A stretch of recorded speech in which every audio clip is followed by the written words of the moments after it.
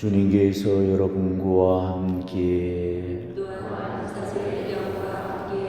성 마테오가 전한 거룩한 복음입니다. 주님 영광 받으소서. 그때 11 제자는 갈릴레아로 떠나 예수님께서 분부하신 산으로 갔다. 그들은 예수님을 뵙고 엎드려 경배하였다. 그러나 더러는 의심하였다. 예수님께서는 그들에게 다가가 이르셨다. 나는 하늘과 땅의 모든 고난을 받았다. 그러므로 너희는 가서 모든 민족들을 제자로 삼아 아버지와 아들과 성령의 이름으로 세례를 주고 내가 너희에게 명령한 모든 것을 가르쳐 지키게 하여라. 보라, 내가 세상 끝날까지 언제나 너희와 함께 있겠다. 주님의 말씀입니다. 그리스도님 참여합니다. 오늘은 정교주일로서 모든 민족들을 위한 복음화의 날입니다. 10월은 로사리오 성월이자 정교의 달이죠. 정교의 달과 정교주일이 만들어졌다는 것은 과연 뭘 의미하는 거겠습니까? 그 속에는 두 가지 의미가 내포되어 있는 거예요. 하나는 정교가 그만큼 중요하다는 방증이 되겠고, 또 하나는 정교가 그만큼 안 되고 있다는 방증이겠죠. 이 정교는 주님의 지상 명령입니다. 오늘 복음에서도 봤듯이 성전을 앞두시고 주님께서 주신 마지막 말씀이 뭐였습니까? 너희는 가서 모든 민족들을 제자로 삼아 아버지와 아들과 성령의 이름으로 세례를 주고 내가 명령한 모든 것을 가르쳐 지키게 하여라. 지상 명령이라는 것은 반드시 지키고 따라야 될 명령을 말합니다. 하고 말고의 선택사항이나 옵션이 아니고 절대적으로 준수해야 될 명령이고 그 명령에는 열애가 없고 누구나 다 해야 된다는 거죠. 우리가 지금 믿고 있는 신앙은 전달을 통해서 오늘에 이르는 거죠. 그리스도교 신앙이 나한테까지 전달된 것은 삶은 물론이니와 목숨까지 바쳐서 신앙을 증거한 사람들이 있었기 때문에 가능한 일이었습니다. 그리고 오늘 내가 이렇게 가톨릭 신자가 된 데는 누군가가 정교를 해준 덕분이었죠. 그렇다면 나도 누군가를 이 자리에 있게 해줘야 되는 겁니다. 나도 누군가로부터 받았다면 나도 누군가에게 베풀어 줘야 될 의무가 발생되는 거예요. 누군가로부터 바통을 전달받기만 하고 누군가에게 그 바통을 전달해 주지 않았다면 우리 교회가 어떻게 2000년간 지속될 수 있었겠습니까? 한 세대에서 다음 세대로 면면이 이어올 수 있었던 데에는 내가 받은 것을 남에게 전해줬기 때문에 가능한 거였습니다. 지금 어째서 우리 교회가 이다시도 큰 신앙의 위기를 겪는 거겠습니까? 왜 신자 수가 갈수록 격감하고 있고 교회마다 문을 닫고 교구가 통째로 사라지고 있고 유수 깊은 수도회가 없어지고 신학교마다 폐교를 하고 있겠습니까? 어째서 우리 교회가 이다시도 크나큰 총체적인 난국에 빠진 거겠습니까? 그거는 우리가 더 이상 정교를 하지 않았기 때문입니다. 지난 세기부터 우리 교회 내에서는 이상한 영적인 기류가 감지되고 있습니다. 소위 말하는 종교다원주의가 그거예요. 모든 종교에는 저마다의 다 진리가 있는 거고 그 진리는 결국 하나로 만나지게 되는 거니까 자기 종교한 열심히 믿으면은 그걸로 충분히 구원을 받을 수 있다면서 자기 종교를 강요해서는 안 된다는 것이 지금 우리 교도권에서부터 가르쳐주고 있습니다. 더 이상 정교를 하지 않는 분위기가 이제는 지배적이 되고 말았죠. 자, 이런 논리라면은 우리 주님의 지상 명령이 무슨 의미가 있겠고 주님께서 인류 구원을 위해서 구태여 저 십자가에 돌아가실 이유가 있었겠습니까? 다른 종교에도 구원이 있다면은 구태여 당신 교회를 세우실 이유도 없으신 거죠. 주님은 분명히 말씀하셨잖아요. 나를 통하지 않고서는 아무도 아버지께 갈 수 없다고 하셨습니다. 그리고 오늘도 다시 한번 말씀드리지만 너희는 가서 모든 민족들을 제자로 삼아 아버지와 아들과 성령의 이름으로 세례를 주고 내가 명령한 모든 것을 가르쳐 지키게 하여라. 오늘 이 예수님의 말씀은 결코 변경되거나 철회되어질 수 없는 주님의 지상명령이고 마지막 가르침이에요. 때문에 종교다원주의는 이 가르침에 명백히 반하는 오류입니다. 어떠한 일이 있더라도 그리스도의 가르침이 훼손되어져서는 안 되는 거예요. 여러분은 지금까지 신앙생활을 하시면서 명령을 하느님께로 이끌어왔는지를 한번 꼽아보시기 바랍니다. 이거는 대단히 중요한 문제입니다. 왜 이게 중요하냐면 내가 신앙을 잘 살았는지 못 살았는지를 가늠하는 네 신앙의 성적표가 되기 때문이죠. 내가 신앙을 잘 살았다면 내 신앙에는 열매가 주름주름 달릴 거고 내가 신앙을 잘 살지 못했다면 네 신앙에는 열매가 거의 없을 거예요. 여러분은 정교가 뭐라고 생각하십니까? 신앙을 전하는 게 정교라고 생각하고 있다면 정교를 오해하고 있는 겁니다. 정교는 신앙을 전하는 게 아닙니다. 신앙적인 삶을 전하는 거예요. 신앙을 전하는 게 정교라고 생각을 했기 때문에 우리 교회가 지금까지 얼마나 많은 피를 흘려서 가톨릭 신앙을 강요해왔고 이식시켜왔습니다. 인디오를 포함해서 수많은 식민지 원주민들에게 총과 칼과 무력으로 그들을 무릎 꿇려서 신앙을 강요한 게 지금까지 우리 가톨릭 교회가 보여줬던 정교 행태였죠.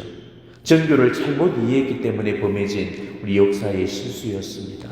그 때문에 성요한 바로 2세 교황님께서도 교회가 저지른 역사의 과오 앞에 용서를 구했던 거죠. 이런 행태들은 정교라는 미명으로 질러지는 또 다른 폭력인 겁니다. 우리는 절대 이런 식의 강요된 신앙을 이식시키려 해서는 안 됩니다. 근데 지금 우리 집안은 가톨릭이니까 불교 신자 며느리를 둘 수 없다고 자식의 혼사를 엎어버리는 것은 신앙의 이름으로 가해지는 폭력일 뿐이죠. 불교 신자 며느리가 가톨릭 집안에 시집와서 자연히 가톨릭 신자 시부모와 가톨릭 신자 남편의 사는 모습을 보고 스스로 감화되어서 신앙을 받아들이도록 하는 것, 이게 진짜 정교인 겁니다. 자, 이렇게 본다면은 띠를 두르고 전단지를 돌리는 게 정교가 아닙니다. 저작거리에서 시끄러운 확성기를 틀어놓고 조용한 지하철에서 침튀기면 떠들어대는 거, 이게 정교가 아니라는 거예요. 조금 전에도 말씀드렸다시피 종교를 전하는 게 정교가 아니고요. 종교적인 삶을 전하는 게 정교입니다. 그렇기 때문에 정교는 누구나가 다 할 수 있는 겁니다. 가난해도 할 수가 있고 바빠도 할 수가 있고 아파도 할 수가 있는 겁니다. 본당 정교왕을 했던 몇몇 분을 알고 있는데 한 분은 끼니도 걸을 만큼 지질이 가난하셨습니다. 또 한 분은 늘 아프셔서 병원을 제 집 들락거리다시피 하셨습니다. 한 분은 가게를 운영하느라 눈코 뜰 새 없이 바쁘셨죠. 그런데도 이런 분들이 한 해 정교왕이 되셨습니다. 어떻게 이런 일이 가능할 수 있을까 싶겠지만은 의외로 그 답은 간단하고 단순합니다. 전단지를 종이로 돌린 게 아니고 전단지를 자기 삶으로 돌렸던 거예요. 외인들이 전단지를 보고 교회를 찾아온 게 아니고 그분들의 삶을 보고 교회를 찾아왔던 겁니다. 단 한 번도 믿자고 꼬신 적도 없었고 전도를 한답시고 입에 단내를 풍겨가며 떠버린 적도 없었다고 그럽니다. 외인들이 그분들이 사는 모습을 보고 스스로 믿겠다고 그랬고 제발로 교회를 찾아왔던 거죠. 자, 그렇다면 여러분은 얼마나 주변 사람들에게 가톨릭적인 모습을 보여줬고 그들에게 하나님의 사랑을 선물해 줬습니까? 이웃집과 주차 문제로 싸우고 층간소음 때문에 싸우고 쓰레기 버리는 문제로 싸우고 그러면은 바깥 사람들이 뭐라고 생각을 하겠어요? 성당 다닌다는 게 저렇게 사냐? 하느님 믿는다면서 저렇게 하냐? 그러면서 그들을 신앙으로 초대하기보다는 더 멀리 세상 밖으로 쫓아내버리는 꼴이 되고 마는 거죠. 주님은 우리에게 빛과 소금의 역할을 하라고 하시면서 너희의 빛이 사람들 앞을 비추어 그들이 너희의 착한 행실을 보고 하늘에 계신 너희의 아버지를 찬양하게 하여라. 이렇게 말씀하셨잖아요. 정말 어느 본당 할 것도 없이 본당들마다 뒷말이 무성하고 소리 소문들로 골머리를 앓고 있죠. 왜 그렇게 낱말을 많이 하는지, 왜 그렇게 뒷담화들이 심한지 남 헐뜯고 비난하는 게 학습이 되어버린 그런 사람들이 너무나 많아요. 그러니 서로 상처를 주고 상처를 받으면서 교회를 떠나는 사람들이 많은 겁니다. 그렇게 해서 교회를 떠난 사람들만 다 돌아와도 아마 이 성전이 꽉 다 찰 거라고 봅니다. 제가 사목했던 어느 한 본당에서 저는 몇 분의 외인들로부터 제가 간접적으로 전해 들은 이야기가 있었습니다. 이분들이 이구동성으로 한다는 말씀이, 이런 사람이 천주교 신자라면 나는 천주교를 안 믿겠다는 거였습니다. 어떻게 성당에 다니면서 인간이 저럴 수 있냐고, 그게 입교하기 싫은 이유라고 밝혔습니다. 물론 그 외인들도 문제가 있겠지만 일단은 우리부터 반성을 해야 될 그런 대목입니다. 결국 자신이 잘못 살았던 불똥이 교회까지 튀어서 우리 교회까지 욕을 먹이고 예수님까지 욕을 먹이고 있었던 거죠. 이러니 전교가 어떻게 되겠습니까? 여러분 중에도 이런 분들이 없지 않을 겁니다. 몇몇 천주교 신자들의 그런 부끄러운 모습들이 외인들한테는 천주교에 관한 좋지 못한 인상과 선입관을 남겨서 그 외인들이 천주교에 관해서 지속적으로 안 좋은 말들을 주변에 퍼뜨려서 주변 사람들까지도 천주교에 안 좋은 인상을 갖도록 물을 들고 놓게 되는 거죠. 특히 식당이나 술집에서 우리 신자들이 함께할 때 이런 일들이 잦게 발생합니다. 술 마시면서 밥 먹으면서 모였다면 하는 일이 본당 요각이 있습니다. 본당 신부 욕 헐떡고, 본당 수녀 헐떡고, 사모회장 헐떡고, 레조 단장 헐떡고, 그렇게 뒷담화하면서 헐떡다 보면은 과하게 흥분하거나 술에 취해서 언숭이 높아져서 결국은 그런 내용들이 바깥 사람들 귀에까지 고스란히 흘러 들어가게 되죠. 그 소리를 식당 주인들이 듣고 있고, 술집 주인이 듣고 있고, 서빙하는 직원들이 듣고 있고, 옆좌석 손님들이 듣고 있는데도 남이야 듣든 말든 자랑처럼 큰 소리로 떠들어댑니다. 자, 그 소리를 바깥 사람들이 듣고 앉는 줄도 모르고 함부로 짓거리고 있는 거죠. 신부 욕하고 수녀 욕하고 교우들 욕하고 교회 욕하는데 그런 소리를 듣고 교회에 나오고 싶은 그런 외인들이 과연 있긴 하겠어요? 자, 만일 여러분들이라면은 교회 다니는 대신교 신자들이 술 먹으러 왔다가 자기 옆 테이블에서 자기 교회 목사님 욕하고 장로님 욕하고 전도사님 욕하고 집사 권사님 욕을 해제끼면은 그 교회 가고 싶은 마음이 생기겠어요? 그러니 그게 전교에 어떤 영향을 끼치는지도 모르고 그렇게 함부로 짓거리고 있는 거죠. 결국 자기의 그런 분별력 없는 행동 하나가 영혼 구령을 못하도록 만든 치명적인 결과를 불러오게 되는 거예요. 성당 씹어제끼는 소리 듣고 성당 나오고 싶어 할 사람 절대 없을 겁니다. 결국 내 말을 엿드는 그 사람들은 성당에 한 번도 다녀보지도 않고 성당에 대한 부정적인 편견과 선입관을 갖게 되어서 정교 불가능한 외인이 되고 마는 겁니다. 여러분들이 아셔야 될 사실은 술자리에 앉아서 식당에 앉아서 성당에 누구를 욕하고 헐뜯는 모습에서는 우리 외인들이 교회로부터 등을 돌리게 될 겁니다. 오히려 기도하는 경건한 모습과 그리고 착하고 어질고 반듯한 삶의 모습에서 오히려 외인들이 감동을 받고 교회로 찾아오게 될 겁니다.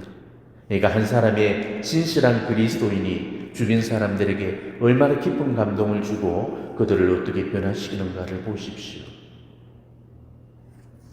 지금도 우리 신자들이 싸우고 다투어서 서로 꼴 보기 싫어서 교회를 떠나는 그런 경우들이 잦죠.